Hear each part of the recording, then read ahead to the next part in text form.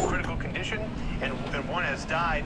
And you know, the senior ICE official said the actions of the officers were very heroic, and the shooter ultimately took his own life. And Luke, we're also learning more about the gunman's internet search history and the amount of preparation that went into this shooting. What's new there? Well, the FBI director posted on social media a note, as we mentioned, but also the internet search history. The gunman allegedly searched for videos of the Charlie Kirk assassination. The gunman also looked at some of the plans of this facility. You know, all of this history. You know, internet history leads the FBI director to make the judgment that this was a pre-planned attack. Of course, we saw those bullets that said anti-ice on them that he posted. So all of this is kind of coming together, that picture of the suspect, Diane. All right, Luke Barr, thank you. And sources say a new U.S. attorney will seek criminal charges against former FBI Director James Comey. They say President Trump's former personal attorney is planning to ask a grand jury to charge Comey with lying to Congress after her predecessor refused. ABC News Washington Bureau Managing Editor Catherine Falders and ABC News legal contributor James Sample are here with more on that. So, Catherine, what are you hearing about Lindsay Halligan's plans here? So, we're hearing, obviously, that a grand jury will come in today, or at least as soon as today, and Lindsay Halligan herself, at least at this point, is most likely to present what she believes are these charges to a grand jury. The grand jury will then deliberate and make their decision. I am told by senior officials in the administration that they're fully prepared for this grand jury to return what is called a no-true bill, which means no indictment, for example. This is a very hard case for Lindsay Halligan to present, especially by herself, if that ends up being the case before a grand jury, and especially under the circumstances in which she's been advised by career prosecutors in that office that charges shouldn't be brought here, that if charges are brought, it would not only violate DOJ policy, but raise serious ethical concerns. This was presented, according to our sources, in a memo to Lindsay Halligan on her first day on the job on Monday. So it'll be interesting, of course, to see what happens here, but we expect that this could all play out as soon as today and as soon as this afternoon. James, how much evidence does Halligan need to convince a grand jury to indict Comey? Well, Diane, what a grand jury always needs is that there's probable cause to find that a defendant committed the crime that they're charged with. And this is such a unique circumstance. You know, grand juries are typically very favorable territory for prosecutors. It's very rare for grand juries not to deliver an indictment, particularly when it is the Department of Justice that's seeking it. But that is kind of self-reinforcing in the sense that typically the Department of Justice would not present cases to a grand jury where it wasn't likely that they could not only achieve an indictment, but to achieve a conviction if the case were to proceed to trial. And based on the reporting that Catherine and her team have done, which has been truly extraordinary, even right in this last segment here, indicating that Lindsay Halligan is herself expected to present this to the grand jury, it is a staggering sequence of events to think about just the last 7 days on this story, given that, you know, we're talking about the dismissal of Trump's own U.S. attorney for the district, the tweets over the weekend imposing pressure out of the ordinary and the extreme. You put in an individual who has no prosecutorial experience, and now you have the clock ticking, at least if the perjury charge arising out of the September 2020 testimony is in fact one of the charges. The statute of limitations runs out on Tuesday, so we are talking about unprecedented in the extreme and a time clock that is ticking very quickly. James, how high is the bar to prosecute a case like this? Well, the bar typically to get a grand jury indictment is extremely low, but the bar to actually prosecute, if it is in fact a perjury charge, is very difficult. You need to prove some very specific things, including that the falsehood, if there is a falsehood, was a knowing falsehood and it went to a material fact. That is very, very difficult to do. We don't know why the career and line prosecutors, including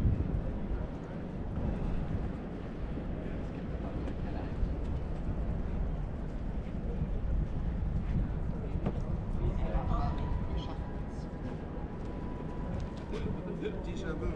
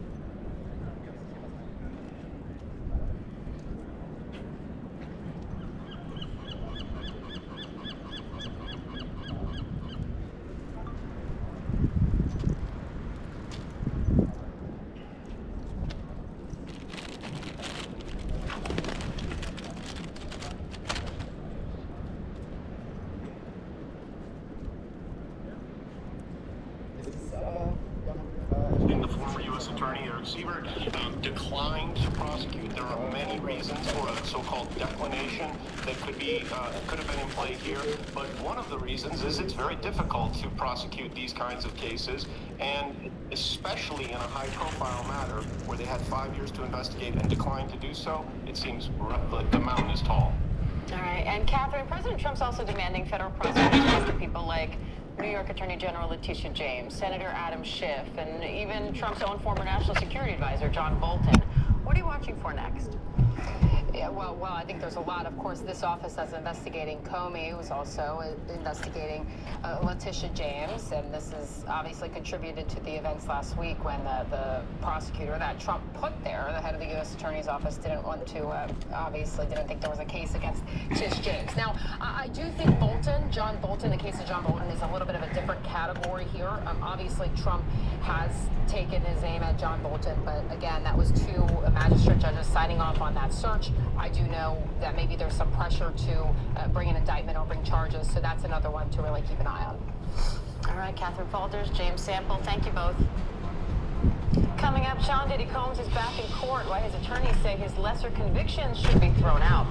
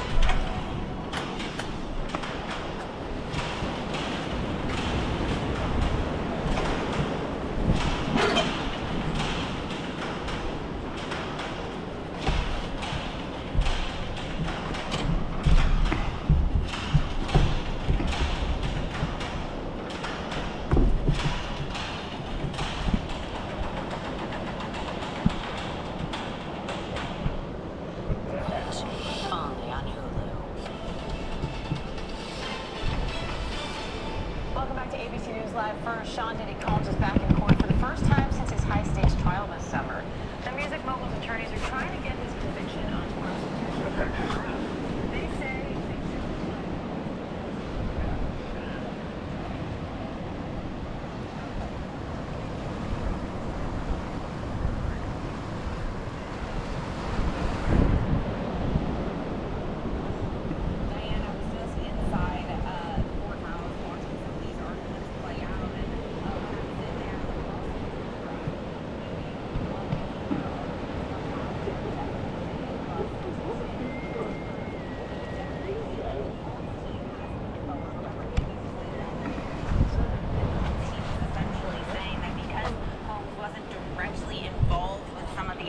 like the transporting or directly paying, that he wouldn't necessarily be qualified as a prostitution in this case, as a pimp, as one would say, but rather that this, as you said, was voyeurism or some amateur form of pornography, which is why they were filming some of the so-called freak-offs that were centered in this case. But the prosecutor is saying that's not necessarily our definition. They're continuing to make their case to the judge. I will say this hearing has now been going on, Diane, for almost an hour and a half.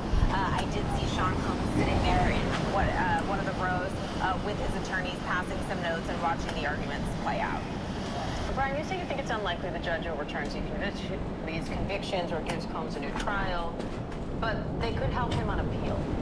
Yeah, so the reason why I say that is, at different points of the stage, there are different standards in which you need to prove your case. We all know that proof beyond a reasonable doubt when it comes to the actual trial itself. But when we're talking about this type of motion, we're saying in the light most favorable to the prosecution, they still lose. And that is a high standard for a defense team to win. But I do think that some of these arguments, when you're talking about the constitutionality of these charges as they apply these facts, are the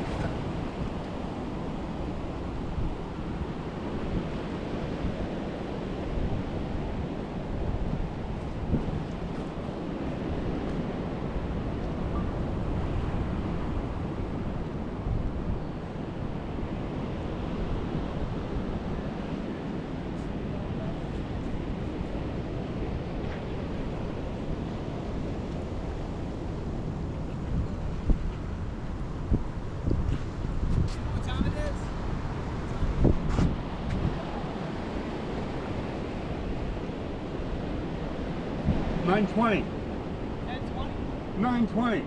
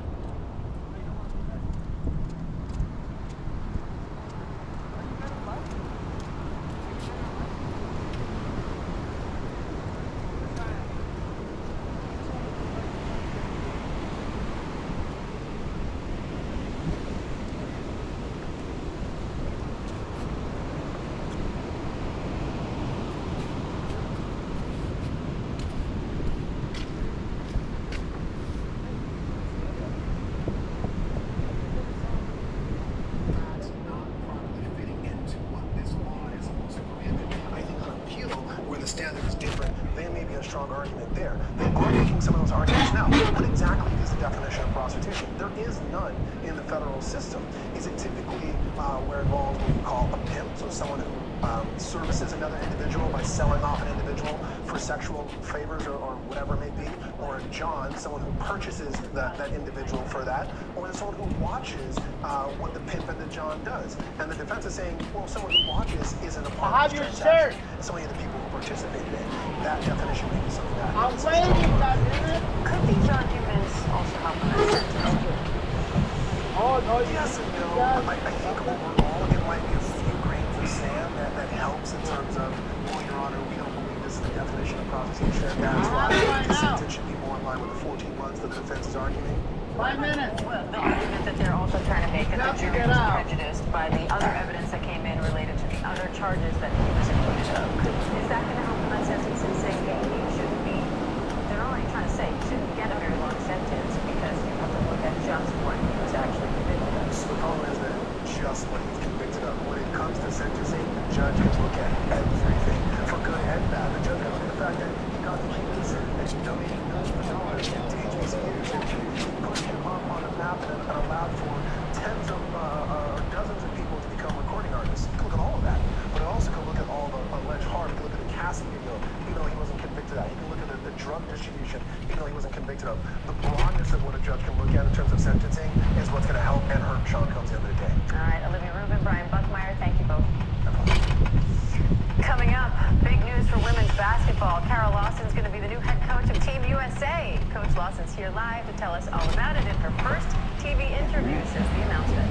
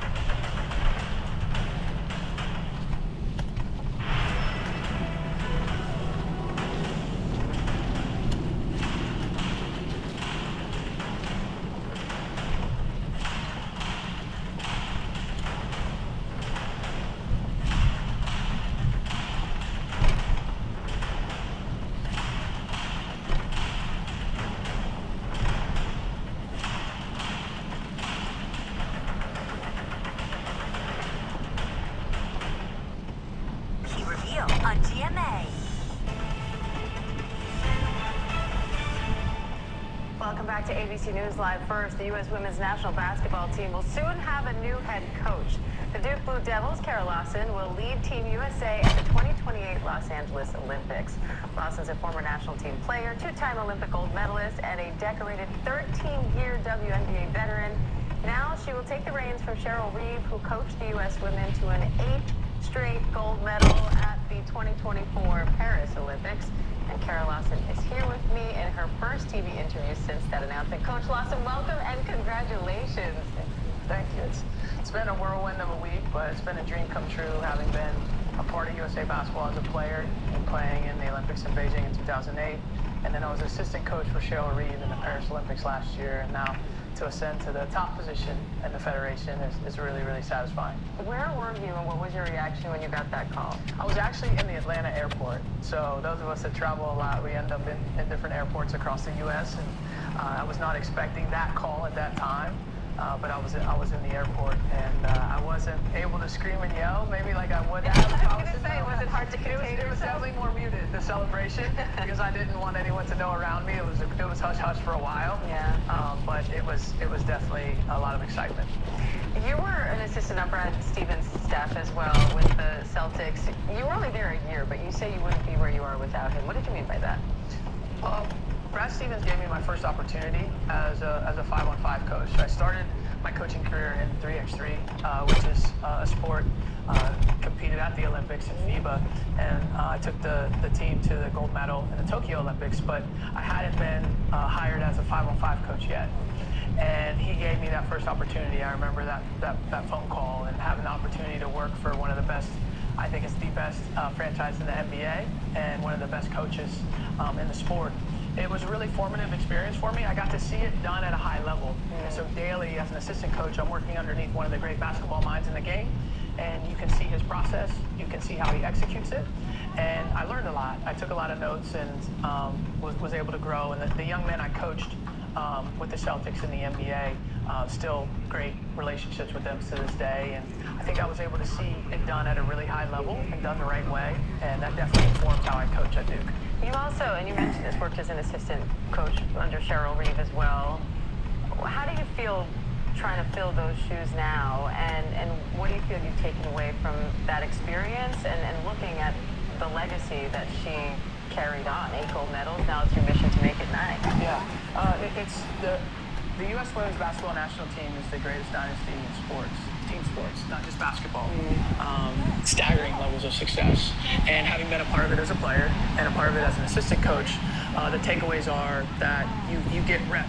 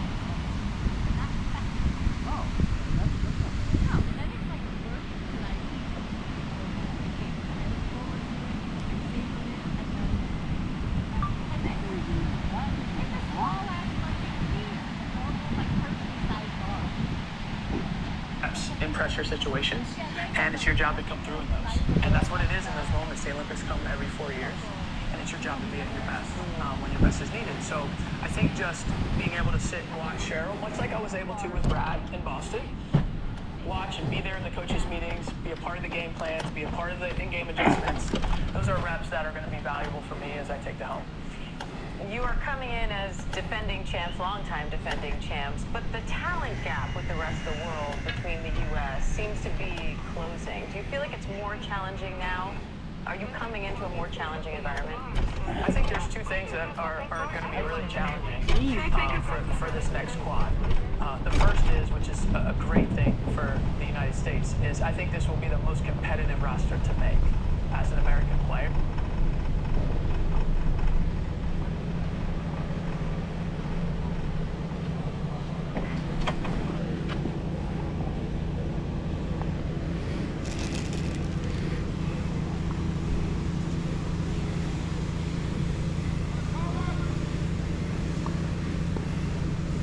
I think the talent level in our country is really high. We have established veterans. We have some supernovas as young players that are really, really good. And they play beyond their years, so that's amazing. I also think that the international game is at the highest talent level that it's been ever. And good. It should be that way. way, right? I mean, if you think about it, anything meaningful to achieve, it should be hard. It should come with risk. It should come with pressure. That's why it's meaningful. So now, the toughest competition I think that we face in World Cup playing and Olympic playing. It should be that way. And look at that. Tell you, Coach Locke, it's so great to have you. Congratulations again.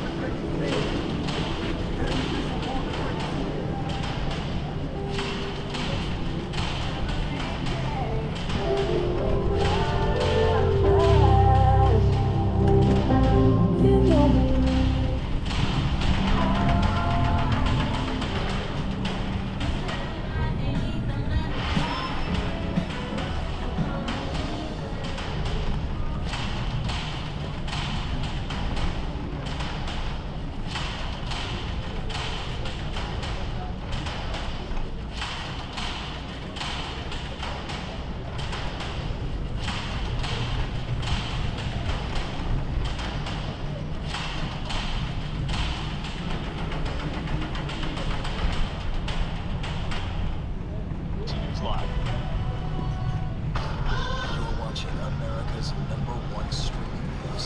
ABC News Live.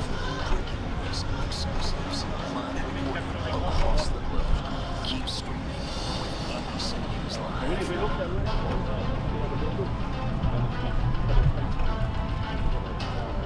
Welcome back to ABC News Live. First, Israeli Prime Minister Benjamin Netanyahu is heading to New York City to address the UN General Assembly. He was greeted by hundreds of protesters at the airport as he left for the U.S. Netanyahu says he plans to condemn leaders who, quote, instead of denouncing the murderers, rapists, and child burners, want to give them a state. It will not happen. Meanwhile, Netanyahu has ordered a retaliatory attack after a Houthi drone hit part of southern Israel. The IDF says they hit targets of the Houthi regime in Yemen. Earlier in southern Israel, video circulating online shows that drone flying overhead before it explodes. Officials say 22 people were injured in that attack.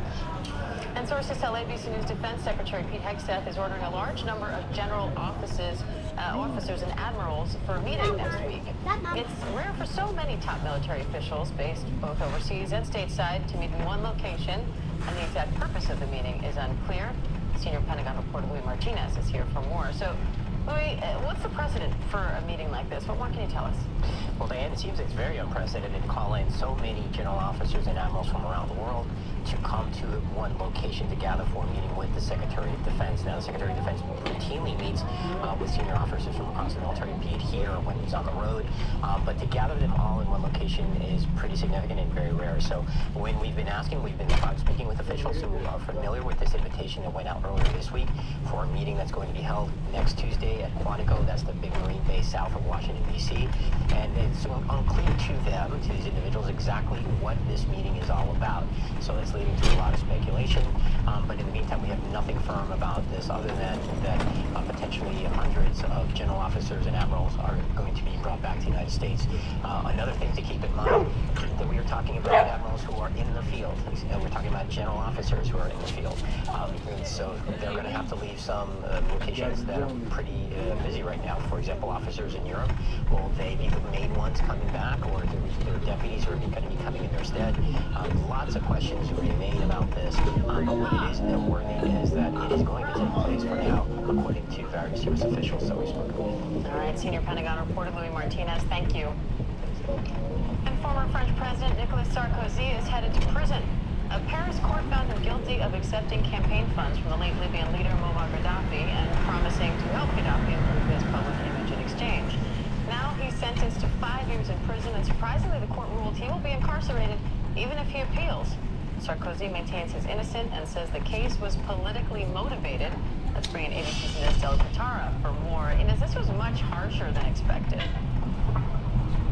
Hey, Diane, that's right. Yeah, and the key piece of information here is what you just said, that he's going to have to be incarcerated no matter what happens next, even if he appeals. So he will become the first former French president to be incarcerated. Sarkozy, ever since he left office, has had run-ins with the law. He's faced a number of trials. In 2021, he was sentenced to prison as well, but in that case, he was allowed to serve that prison sentence at home, wearing an electronic bracelet. That's not going to be the case this time around. This case revolves around his time as Interior Minister back in 2005. Prosecutors claim that he struck what they are calling a corruption pact, so that he struck a deal essentially with Libyan officials, with the former leader of Libya, basically offering up diplomatic favors in exchange for campaign financing, for his winning 2007 campaign. I will say the court in the end says that it couldn't prove that any Libyan funds actually made it to Sarkozy's campaign, but they were very clear that doesn't matter here, that just the intent and what they called a corrupt scheme is what matters here. And so again, yeah, he's going to have to face 5 years in prison. He says he's going to appeal. He says he's going to fight it. He spoke to reporters as he was leaving the courtroom. He said that this was injustice. He called it a scandal. He said if they really want me to serve time in prison, then I will sleep in a prison with my head held high. And worth pointing out, Diane, that this comes at a a dramatic time in French politics. Marine Le Pen, a leading opposition figure, the head of the far right, just a few months ago, was also sentenced to prison. She is also fighting it.